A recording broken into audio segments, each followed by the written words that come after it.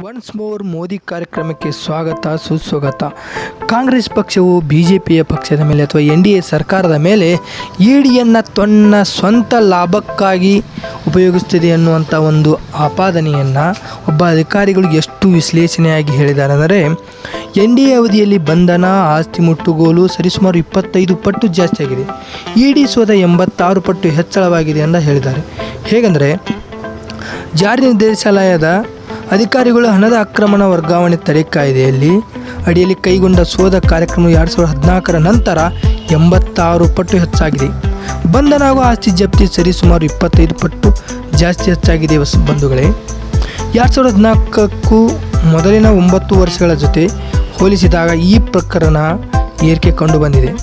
ಹೇಗೆಂದರೆ, 2005ರ ಜುಲೈನಿಂದ 2014ರ ಮಾರ್ಚ್ವರೆಗಿನ ದತ್ತಾಂಶಗಳನ್ನು PTI ಸಂಸ್ಥೆಯಿಂದ 2014ರ ಏಪ್ರಿಲ್ನಿಂದ 2024ರ ಮಾರ್ಚ್ವರೆಗಿನ ದತ್ತಾಂಶಗಳ ಜೊತೆ ಹೋಲಿಸಿದರೆ PMLA ಅಡಿಯಲ್ಲಿ ಇಡಿ ಕ್ರಮ ಕೈಗೊಂಡ ತೀವ್ರಗೊಂಡಿರುವುದನ್ನು ಈ ವಿಶ್ಲೇಷಣೆಯ ನಮಗೆಲ್ಲರಿಗೂ ತಿಳಿಸುತ್ತದೆ. ಬಂಧುಗಳೇ, PMLA ಕಾನೂನು 2002ರಲ್ಲಿ ರೂಪಿಸಲಾಯಿತು.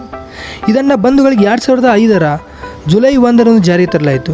ಗಂಭೀರ ಸ್ವರೂಪದ ತೆರಿಗೆ ವಂಚನೆ, ಕಪ್ಪು ಹಣದ ಸೃಷ್ಟಿ ಹಾಗೂ ಹಣದ ಅಕ್ರಮ ವರ್ಗಾವಣೆಯನ್ನು ತಡೆಯುವುದೇ ಈ ಕಾನೂನಿನ ಮುಖ್ಯ ಉದ್ದೇಶವಾಗಿತ್ತು. ಕಳೆದ ಒಂದು ದಶಕದ ಅವಧಿಯಲ್ಲಿ ಇಡಿ ಕೈಗೊಂಡ ಕ್ರಮಗಳು ವಿರೋಧಿಗಳನ್ನು ಹತ್ತಿಕ್ಕಲು ಬಿಜೆಪಿ ನೇತೃತ್ವದ ಕೇಂದ್ರ ಸರ್ಕಾರ ಅನುಸರಿಸಿದ ವಿವಿಧ ತಂತ್ರಗಳ ಒಂದು ಭಾಗ ಎಂದು ವಿರೋಧ ಪಕ್ಷಗಳು ಆರೋಪಿಸುತ್ತಿವೆ.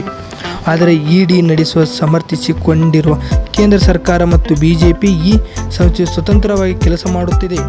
ಪ್ರಕರಣಗಳ ಸತ್ಯತೆಗಳನ್ನು ಆಧರಿಸಿ ತನಿಖೆ ನಡೆಸುತ್ತದೆ ಎಂದು ಹೇಳಿದೆ.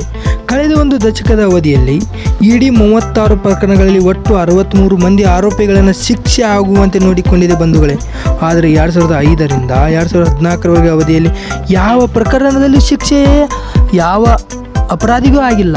ಅಂದರೆ ಆ ಅವಧಿಯಲ್ಲಿ ನಡೆದ ಕಾರ್ಯಾಚರಣೆ ಹೇಗೆ ಎಂಬುದನ್ನು ಅರ್ಥ ಮಾಡಿಕೊಳ್ಳಲು PMLA ಅಡಿಯಲ್ಲಿ ನಗದು ವಶಪಡಿಸಿಕೊಳ್ಳುವ ಕೂಡ ಇಡಿ ಅಧಿಕಾರಿಗಳೇ ಅವಕಾಶ ಇದೆ. ಕಳೆದ ಒಂದು ದಶಕದಲ್ಲಿ ಅಧಿಕಾರಿಗಳು ಒಟ್ಟು 2310 ಕೋಟಿಗೂ ಹೆಚ್ಚಿನ ಮೌಲ್ಯದ ನಗದನ್ನು ವಶಪಡಿಸಿಕೊಂಡಿದೆ. ಆದರೆ 2005ರಿಂದ 2014ರವರೆಗಿನ ಅವಧಿಯಲ್ಲಿ ಇಡಿ ವಶಪಡಿಸಿಕೊಂಡಿರುವ ನಗದು ಮೌಲ್ಯ ಕೇವಲ 43 ಲಕ್ಷ ಮಾತ್ರ. ಈ ಎಲ್ಲ ಅಂಕಿಅಂಶಗಳ ಹಣದ ಅಕ್ರಮ ವರ್ಗಾವಣೆ ತಡೆಯಲು ಇಡಿ ನಡೆಸಿರುತ್ತಿರುವ ತೀವ್ರ ಸ್ವರೂಪದ ಕಾರ್ಯಾಚರಣೆಯನ್ನು ತೋರಿಸುತ್ತದೆ ಎಂದು ಈ ಅಧಿಕಾರಿಯೊಬ್ಬರು